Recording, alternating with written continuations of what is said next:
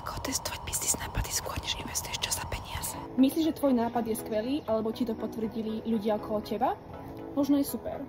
Ale možno si práve spadol do pasce, ktorá stala Coca-Colu milióny. V tomto videu ti ukážem, ako sa tomu vyhnúť. Volá sa to confirmation bias.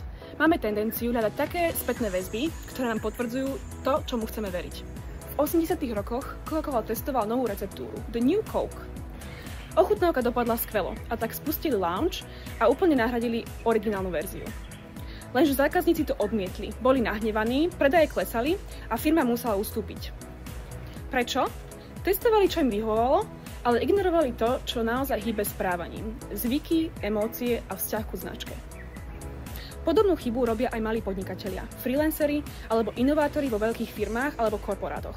Máš nápad a testuješ ho na ľuďoch, ktorí ti fandia, alebo počúvaš len pozitívne reakcie? A potom spustíš niečo, čo vlastne nikoho až tak nezaujíma, alebo sa ľudia nesprávajú tak, ako si čakala? Preto je dôležité testovať nie názory, ale správanie. Ukázať nápad v reálnom kontexte a zistiť, či ľudia kliknú, či si to vyberú, či sa podľa toho naozaj rozhodnú. Pozývam ťa na workshop. V 30-minútovom workshope ti ukážem, ako rýchlo, efektívne a bez zbytočných nákladov otestovať svoj nápad. Či už si startupista, freelancer alebo inovátor v korporáte. Workshop bude online. Zistíš, ako sa vyhnúť confirmation biasu, zistíš, ako merať správanie, nielen dojmy, ako predísť zbytočným investíciám do niečoho, čo ľudia nechcú.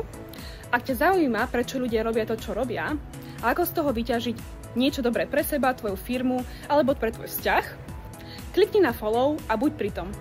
Žiadne suché teórie, len to, čo ti pomôže zlepšiť veci v praxi.